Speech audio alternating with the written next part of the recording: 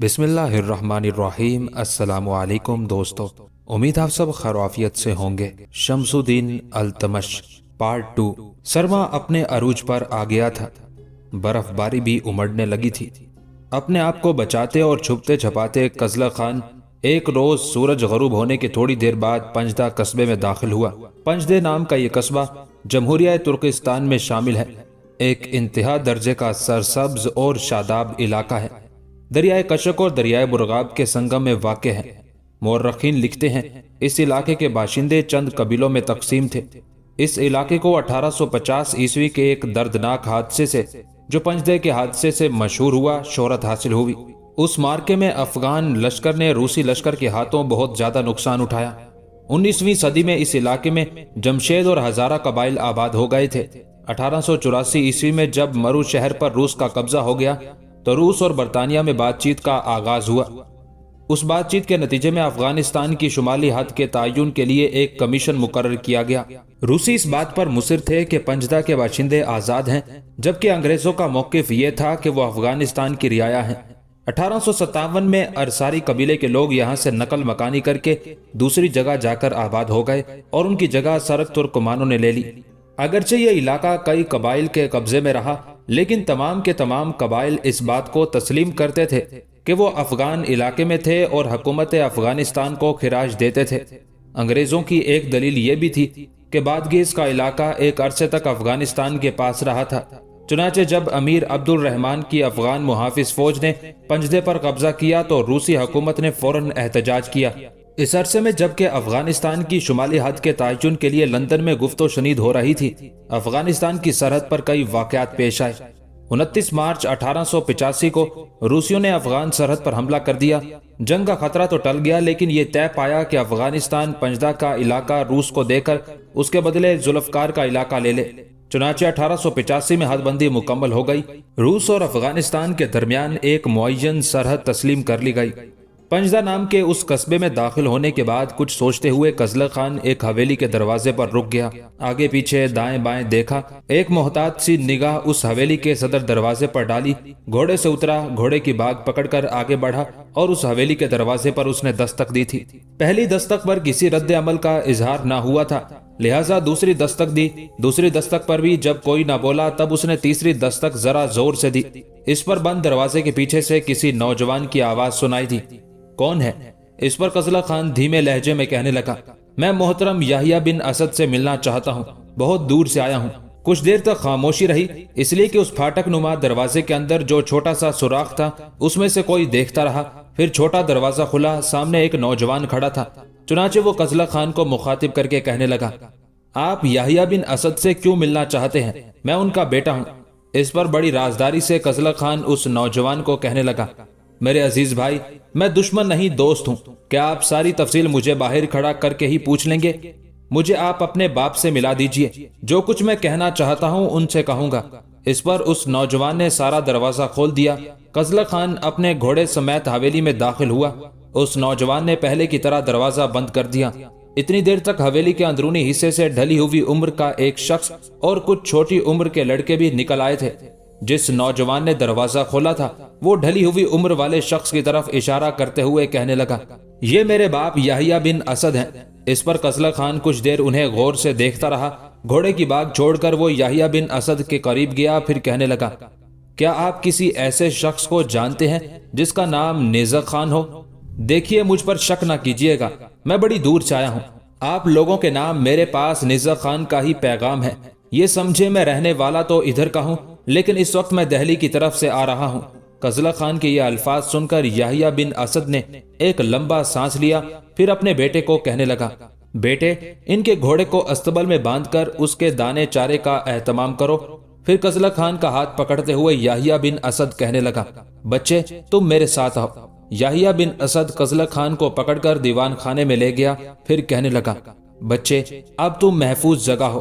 अपने सर से अपना ये आहनी खोद उतार दो, और खोद भी तुमने ऐसा पहना है कि उससे तुमने अपना चेहरा भी ढांप रखा है, सिर्फ तुम्हारी आंखें नंगी हैं। इस पर कजला खान कहने लगा, میں نہ خود اتاروں گا اور نہ ہی آپ لوگوں کو اپنا چہرہ دکھاؤں گا۔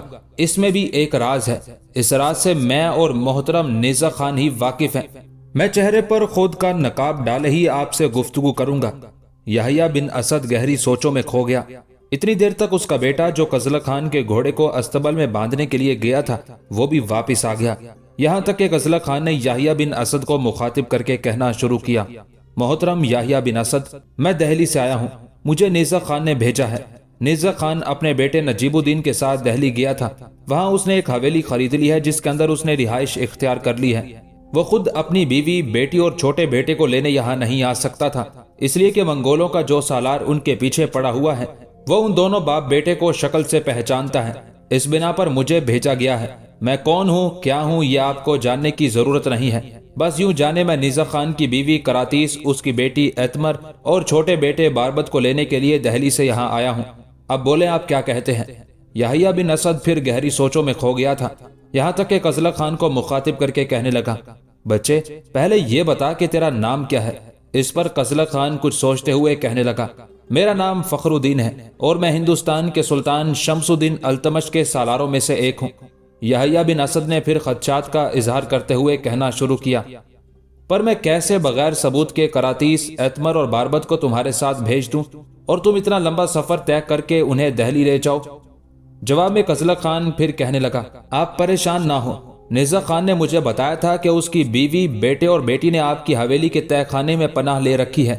آپ ان تینوں کو یہاں بلائیے، پھر میں انہیں ایک ایسی نشانی پیش کروں گا جسے دیکھ کر وہ تینوں یقیناً میرے ساتھ سفر کرنے پر تیار ہو جائیں گے۔ قزلق خان کے ان الفاظ پر یحییٰ بن اسد کے چہرے پر کچھ سکون، آنکھوں میں اطمینان کی چمک پیدا ہوئی تھی۔ پھر اپنے اس بیٹے کو جس نے دروازہ کھولا تھا اور اس کے بعد وہ قزلق خان کے گھوڑے کو استبل کی طرف باندھ آیا تھا، اسے مخاطب کر کے کہنے لگا، بیٹے ذرا کراتیس، ایتمر اور باربت کو یہاں لے کر آؤ۔ اس کے ساتھ ہی وہ نوجوان وہاں سے اٹھ کر چلا گیا تھا۔ تھوڑی دیر بعد کمرے میں ڈھلی ہوئی عمر کی ایک خاتون، ایک نو عمر اور نو خیز لڑکی اور اس سے ایک چھوٹا لڑکا اس کمرے میں داخل ہوئے تھے۔ قزلق خان نے اندازہ لگا لیا تھا کہ وہ لڑکی یقیناً ایتمر ہی ہوگی۔ جب وہ دیوان خانے میں داخل ہوئی تب قزلق خان نے پہلی بار اس پر ایک گہری نگاہ ڈالی۔ اس نے دیکھا ایتمر نام کی وہ لڑکی نارنجی شولوں جیسی حسین، دہکتی شفق اور قربتوں کی گلابی خوشبو جیسی پرکشش تھی۔ دیوان خانے میں اس وقت 2 مشعلیں روشن تھی، انہی کی روشنی میں قزلق خان نے ایتمر، اس کی ماں اور بھائی کا جائزہ لیا تھا۔ جب وہ تینوں ایک نشست پر بیٹھ گئے تب ان کی طرف دیکھتے ہوئے یحییٰ بن اسد بول اٹھا، یہ جو نوجوان ہے اس نے اپنا نام فخر الدین بتایا ہے، دہلی سے آیا ہے۔ اس کا یہ کہنا ہے کہ نیزہ خان اور نجیب الدین نے دہلی میں ایک حویلی خرید لی ہے، وہاں قیام کر لیا ہے۔ وہ چونکہ خود تم تینوں کو یہاں سے لانے کے لیے نہیں آ سکتے تھے، اس لیے کہ منگول سردار انہیں پہچانتا ہے، لہٰذا اس نوجوان کو بھیجا گیا ہے تاکہ یہ تمہیں یہاں سے نکال کر دہلی لے جائے۔ اب بولو تم تینوں کیا کہتے ہو؟ یہاں تک کہنے کے بعد یحییٰ بن اسد جب خاموش ہوا تب کراتیس کچھ دیر تک اپنی بیٹی ایتمر اور بیٹے باربت سے صلاح مشورہ کرتی رہی، پھر قزلق خان کی طرف دیکھتے ہوئے کہنے لگی، بچے تیری حالت سے پتہ چلتا ہے تو ابھی بڑی عمر کا نہیں ہے، چھوٹی عمر کا ہے۔ پہلے اپنے چہرے اور سر سے یہ خود ہٹاؤ تاکہ ہم تینوں تمہارا چہرہ دیکھیں اور جانیں تم کون ہو اور کیا ہم تم پر اعتماد اور بھروسہ کر سکتے ہیں۔ قزلق خان کچھ دیر خاموش رہ کر کچھ سوچتا رہا، پھر کہنے لگا، میرا نام فخر الدین ہے، الحمدللہ مسلمان ہوں، دھوکہ اور فریب نہیں دوں گا۔ جہاں تک خود اتارنے کا تعلق ہے تو میں یہ نہیں اتاروں گا، خواہ آپ میرے ساتھ یہاں سے ہندوستان جانے کے لیے تیار ہوں یا نہ ہوں، خود نہیں اتاروں گا۔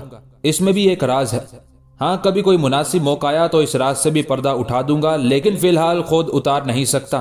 قزلق خان جب خاموش ہوا تو اس بار ایتمر نے پہلی بار اسے براہ راست مخاطب کیا، کہنے لگی، اگر آپ اپنے چہرے اور سر سے یہ خود اور اس کا نقاب نہیں ہٹاتے تو ہم کیسے آپ پر اعتماد اور بھروسہ کر لیں کہ آپ کو ہمارے باپ نیزہ خان نے بھیجا ہے تاکہ آپ ہمیں یہاں سے نکال کر دہلی لے جائیں۔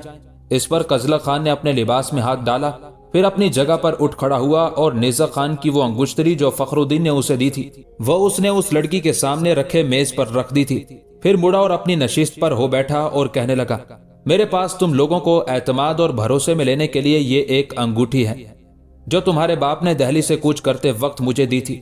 اگر آپ اس انگوٹھی کو دیکھ کر مجھ پر اعتماد اور بھروسہ کر سکتے ہیں تو ٹھیک، ورنہ میں ابھی اور اسی وقت اٹھوں گا اور جدھر سے آیا ہوں ادھر ہی روانہ ہو جاؤں گا۔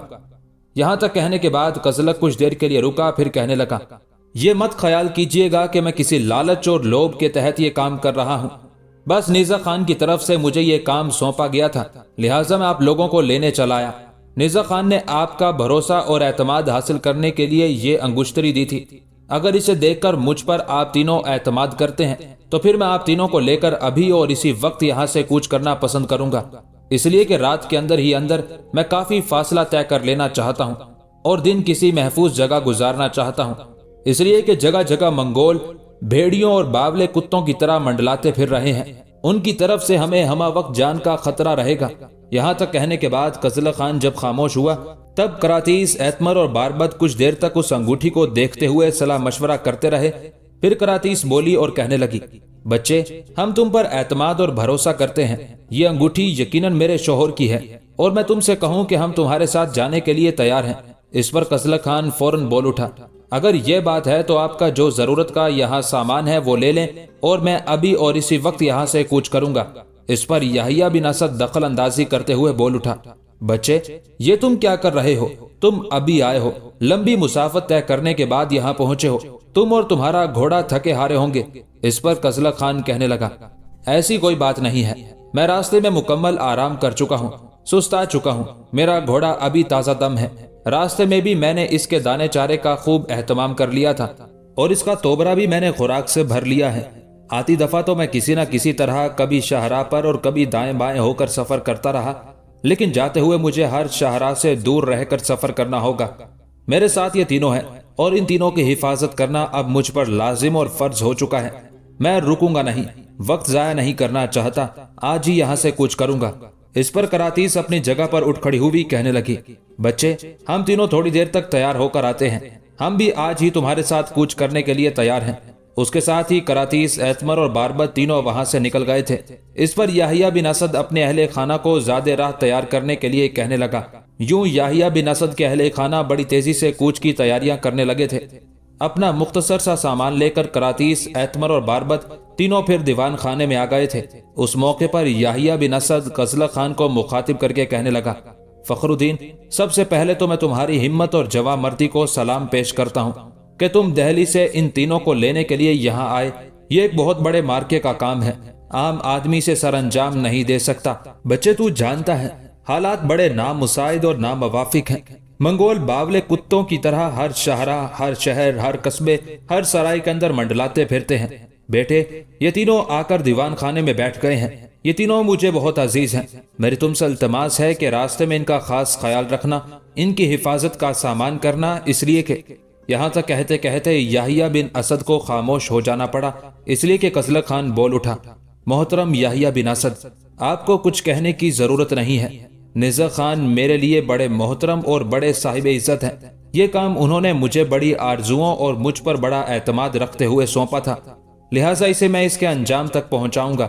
ان تینوں کی حفاظت یوں جانے مجھ پر فرض کی طرح عائد ہو چکی ہے، اس لیے کہ میں ان کی حفاظت کا عہد کر چکا ہوں اور آپ دیکھیں گے کہ میں اپنے عہد کو خوب نبھاؤں گا۔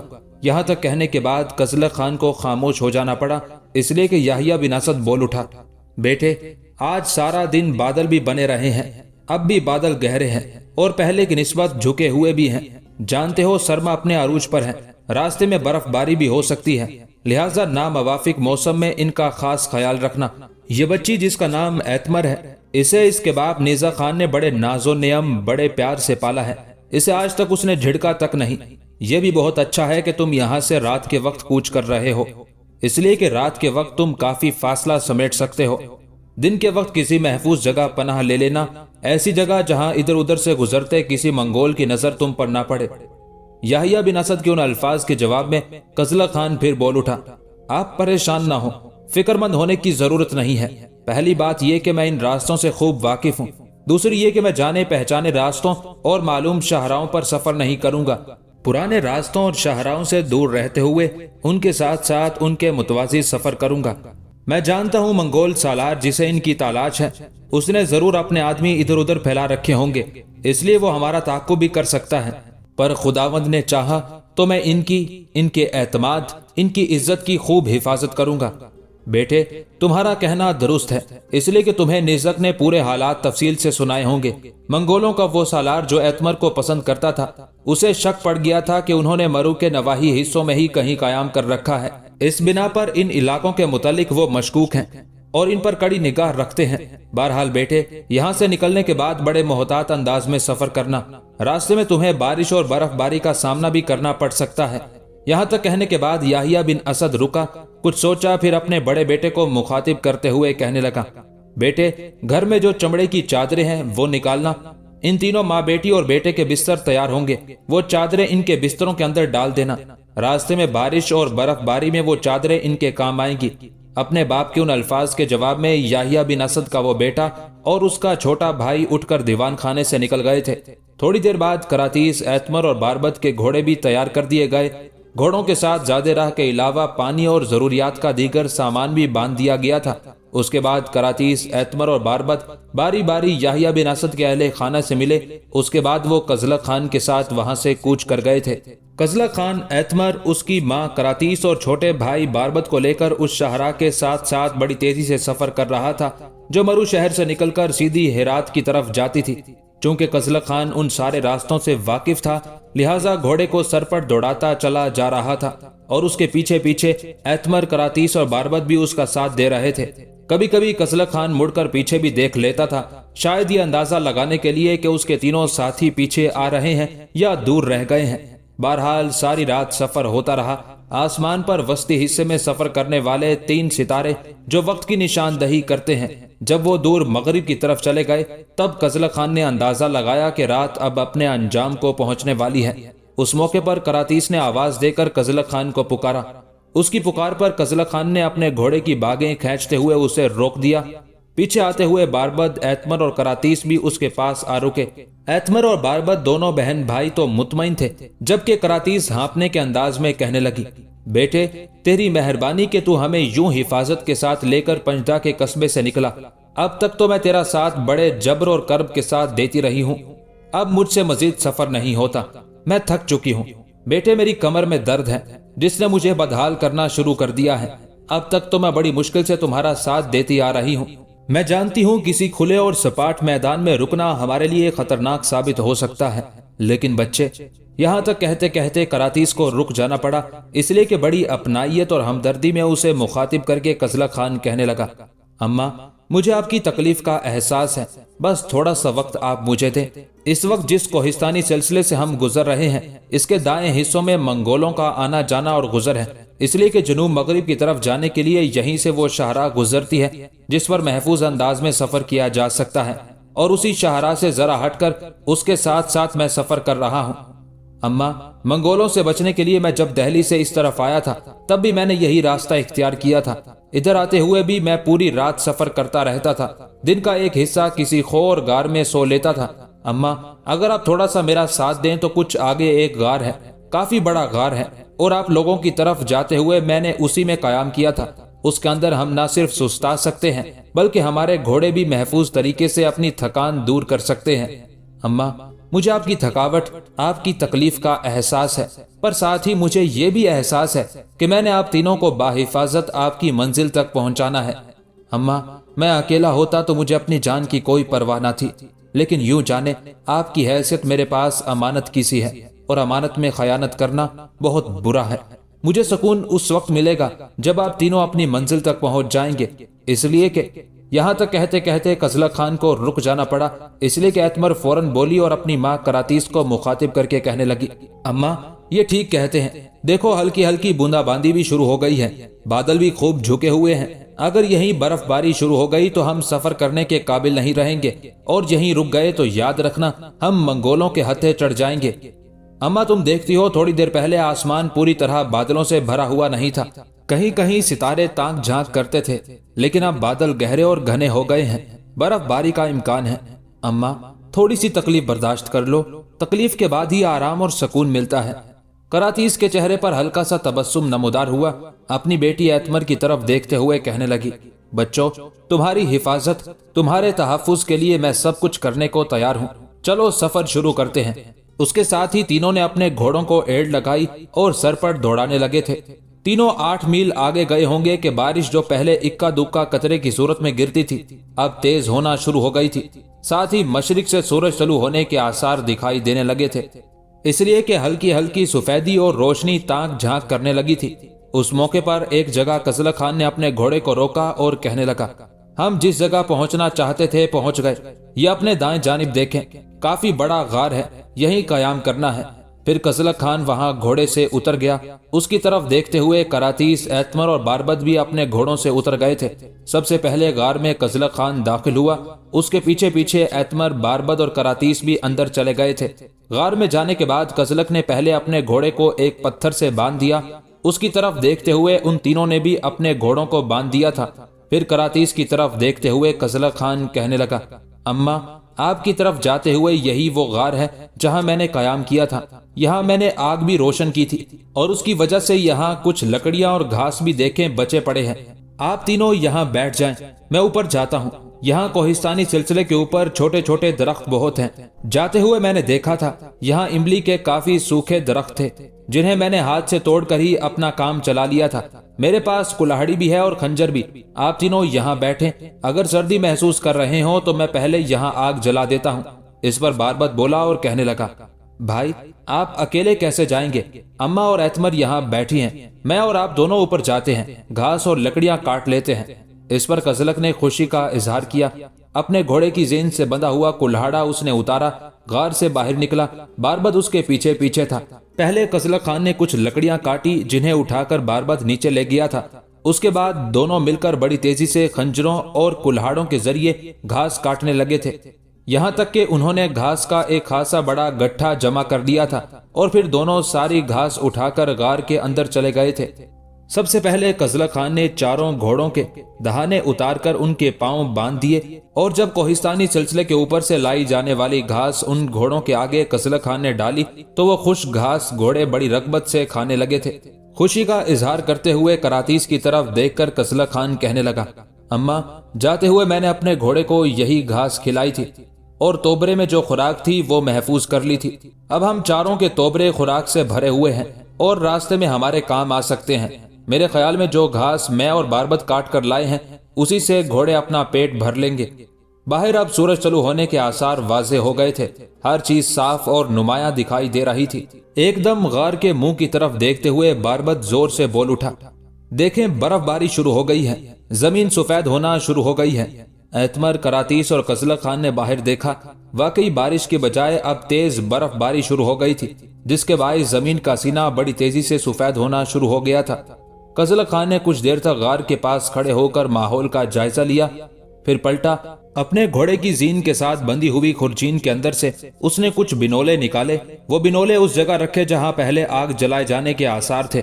एतमर उसकी उस हरकत को बड़े गौर से देख रही थी, यहाँ तक कि उसे मुखातिब करके कहने लगी, ये आप क्या करने लगे हैं? इस पर कजलक खान कहने लगा, खातून देखती जाओ मैं क्या करता हूँ। फिर उस खुरजीन के अंदर से कजलक खान ने मुंह बंद कुप्पी से तेल निकालकर उन बिनोलों पर डाला। कुप्पी दोबारा खुरजीन में रखने के बाद वो आया। आग जलाकर पहले बिनोलों को जब दिखाई तो तेल ऊपर डालने की वजह से बिनोले जलने लगे थे। जब आग कुछ ज्यादा हुई तो उसके ऊपर कजलक खान ने घास डाली, छोटी लकड़ियां रखी। थोड़ी देर बाद लकड़ियां भी ऊपर डाल दी। यूं आग का अलाव भड़क उठा था। चारों आग के पास बैठ गए। फिर करातीस की तरफ देखते हुए कजलक कहने लगा, अम्मा, आग अब काफी भड़क उठी है, थोड़ी देर तक सारा गार गर्म हो जाएगा। इसी अलाव के पास मैं आपको बिस्तर लगा देता हूँ, आप आराम करें ताकि फिर सफर करने के काबिल हो जाएं। करातीस ने उससे इत्तेफाक किया था। उस मौके पर एतमर और बारबद एक दूसरे की तरफ इशारा करते हुए उठ खड़े हुए। चारों घोड़ों की जीनों के साथ जो बिस्तर बंधे हुए थे दोनों बहन भाइयों ने उतारे और बिस्तर उन्होंने आग के गिर्द लगा दिए थे। बाहर बर्फबारी अब पहले की निस्बत तेज हो गई थी, तूफानी सूरत इख्तियार कर गई थी। लगता था बाहर चारों तरफ कुदरत के अनासिर ने सफेद बर्फ की चादर फैला दी हो। अचानक गार के मुंह की तरफ देखते हुए एतमर चीखने चिल्लाने लगी, वहशत ज़दा से अंदाज में आवाजें निकालने लगी। उसके इस तरह चीखने पर कजलक खान ही नहीं करातीस और बारबद भी चौंके थे। जब उन तीनों ने गार के मुंह की तरफ देखा तो गार के मुंह के पास दो काफी बड़े बड़े भेड़िए खड़े गुर्रा रहे थे। शायद बर्फबारी के बायस पनाह लेने की खातिर उन्होंने भी उसी गार का रुख किया था। तूफानी अंदाज में कजलक खान अपनी जगह पर उठ खड़ा हुआ। एक हाथ में तलवार, दूसरे में ढाल संभाल ली थी। उसके ऐसा करने पर एतमर और बारबत भी खड़े हो गए थे। उन्होंने भी अपनी तलवारें और ढालें संभाल ली थी। उस मौके पर करातीस की तरफ देखते हुए कजलक खान कहने लगा, अम्मा परेशान और फिक्रमंद ना होना, तुम अपने बिस्तर पर लेटी रहो, मैं अभी इन दोनों से निमटता हूँ। फिर तेजी से कजलक खान गार के दरवाजे की तरफ बढ़ा। उसके पीछे पीछे एतमर और बारबत भी गए थे। थोड़ा सा कजलक खान आगे गया था कि भेड़िए गुर्राते हुए उसकी तरफ झपटे। इस पर बड़े माहिराना अंदाज में कजलक खान हरकत में आया। एक भेड़िए के सामने अपनी ढाल की, दूसरे पर जब तलवार उसने बरसाई तो एक का उसने तलवार से सर काट कर रख दिया। दूसरे के सामने से ढाल उठाकर पहले उसके मुंह पर ढाल बरसाई, फिर उसके बाद उसकी कमर पर जब उसने तलवार गिराई तो उसे भी काट कर रख दिया था। उसके बाद बड़ी तेजी से कजलक खान हरकत में आया। मरने वाले उन दोनों भेड़ियों की लाशों को खींचते हुए एक चट्टान के नीचे लुढ़का दिया था। फिर बाहर बैठकर बर्फ से उसने अपनी तलवार साफ की। जब वो गार में दाखिल हुआ तो बड़ी ममनूनियत से उसकी तरफ देखते हुए एतमर बोल उठी, आपने मुझे और मेरे भाई को तो मौका ही नहीं दिया कि हम इस मुहिम में हिस्सा लें। आपने पलक झपकते ही में उन दोनों का खात्मा करके रख दिया। मैं समझती हूँ हमारी हिफाजत के लिए हमारे बाप को आपसे बेहतर कोई जवान नहीं मिल सकता था। एतमर के उन अल्फाज का कजलक खान ने कोई जवाब नहीं दिया, आगे बढ़ा। जब वो करातीस के पास पहुंच गया तब करातीस उसे मुखातिब करके कहने लगी, बेटे तुम्हारी इस कारगुजारी ने मेरा दिल खुश कर दिया है। अब मेरा दिल कहता है कि जिसके तुम मुहाफिज हो उसे अपने दुश्मन से महफूज हो जाना चाहिए। बच्चे काश तू अपने चेहरे से खुद का नकाब हटाता और मैं तुझे देखती।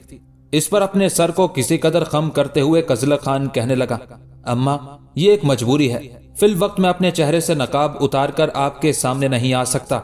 यूं जाने मुझ पर एक पाबंदी है, हो सकता है कभी वक्त आए वो पाबंदी हटे तो मैं अपने चेहरे पर नकाब डाले बगैर आप लोगों के सामने आ सकूं। बहरहाल आप आराम करें, आपको फिक्रमंद होने की जरूरत नहीं है। कजलक खान जब खामोश हुआ तब एतमर बोल उठी, अम्मा पहले खाना खाते हैं, इसके बाद आप आराम कीजिएगा। करातीस ने उसे इत्तेफाक किया था। चुनाचे उसने और बारबत ने खाना निकालकर आग के अलाव के पास रखा। यहाँ तक कि एतमर ने कजलक खान को मुखातिब किया, आप भी हमारे पास बैठकर खाना खाएं। इस पर एतमर को मुखातिब करके कजलक खान कहने लगा, खातून मेरे हिस्से का खाना दे दो, मैं गार के मुंह के पास बैठकर खाता हूँ। दोनों काम हो जाएंगे, खाना भी खा लूंगा और वहां बैठकर तुम्हारी हिफाजत का फर्ज भी अदा कर लूंगा। एतमर जानती थी कि वो अपने चेहरे से नकाब नहीं हटाएगा, लिहाजा उसने खाने का कुछ हिस्सा अलहदा करके कजलक खान को दिया। खुद भी तीनों माँ बेटी और बेटा खाना खाने लगे थे, जबकि कजलक खान ने गार के मुंह के पास बैठकर खाना खा लिया था। खाने से फारिग होने के बाद कजलक खान फिर आग के अलाव के पास आया और करातीस को मुखातिब करके कहने लगा, अम्मा आप तीनों अब बिस्तरों पर लेटकर आराम करें, मैं गार के मुंह के करीब ही बैठकर पहरा देता हूँ, जागता हूँ। ऐसा करना जरूरी है। जाते हुए इस गार के अंदर जब मैंने पनाह ली थी तब मुझे किसी भेड़िए से पाला नहीं पड़ा था, लेकिन उस वक्त बर्फबारी नहीं थी। मेरे ख्याल में बर्फबारी के बायस ये भेड़िए पनाह लेने के लिए इस गार की तरफ आए हैं, हमें मोहतात रहना चाहिए। कजलक खान के खामोश होने पर बारबत कहने लगा, भाई पहले हम सोते हैं, आप जागें, उसके बाद आप सोएंगे और मैं यहीं आपके पास बैठकर जागूंगा। अगर खतरे की कोई बात हुई तो मैं आपको जगा दूंगा। बारबत के उन अल्फाज का जवाब कजलक खान देना ही चाहता था कि एतमर बोल उठी, अगर आप जागना चाहते हैं तो हम तीनों सोते हैं। थोड़ी देर बाद मैं और बारबत दोनों बहन भाई बैठकर पहरा देंगे, आप सो लीजिएगा। इस तरह मेरे ख्याल में हम बेहतर अंदाज में आने वाली शब को सफर जारी रख सकेंगे। एतमर जब खामोश हुई तब कजलक खान कहने लगा, हिरात तक हमारे लिए खतरात हैं, हम हिरात शहर की तरफ नहीं जाएंगे, बाहर ही बाहर बाएं जानिब से गुजरेंगे। इससे थोड़ा आगे जाने के बाद हमें कोई खतरा नहीं रहेगा, महफूज हो जाएंगे। इसके बाद हम एहसन और महफूज तरीके से दिन के वक्त भी सफर कर सकेंगे। उसके बाद कजलक खान के कहने पर वो तीनों अपने बिस्तरों पर आराम करने लगे थे। कजलक खान जागने लगा था। आधा दिन एतमर और बारबत दोनों बहन भाई सोए, फिर वो जागे और बैठकर पहरा देने लगे और कजलक खान ने भी किसी हद तक अपनी नींद पूरी कर ली थी। असर के वक्त कजलक खान उठ खड़ा हुआ, फिर कहने लगा, अब हमें यहाँ से कूच कर जाना चाहिए। उस वक्त तक करातीस भी काफी हद तक आराम करके संभल चुकी थी, ताजा दम हो चुकी थी, जाग रही थी। चुनाचे कजलक खान को मुखातिब करके कहने लगी, बेटे तुमने कहा था शाम तक गार में आराम करेंगे, अब तुम कहते हो यहाँ से कूच करेंगे। मेरे ख्याल में अभी तो काफी दिन बाकी है। इस पर कजलक खान कुछ सोचते हुए उठा, कहने लगा, बाहर काफी बर्फ पड़ चुकी है, راستے مسدود ہو چکے ہیں۔ اگر ہم رات کے وقت اندھیرا چھانے کے بعد یہاں سے کوچ کرتے ہیں تو کہیں ایسا نہ ہو راستے سے بھٹک جائیں اور ساری رات انہی سلسلوں کے اندر گھومتے پھرتے رہیں۔ میں چاہتا ہوں جب تک روشنی ہے ہم کافی آگے نکل جائیں اور شہرہ کا تعین کریں۔ ایتمر اور باربد نے بھی قزلہ خان کی اس تجویز سے اتفاق کیا تھا۔ پھر جلدی جلدی انہوں نے بستر لپیٹے، سارا سامان گھوڑوں کے ساتھ باندھا، غار سے نکلے، گھوڑوں پر سوار ہوئے اور وہاں سے کوچ کر گئے تھے۔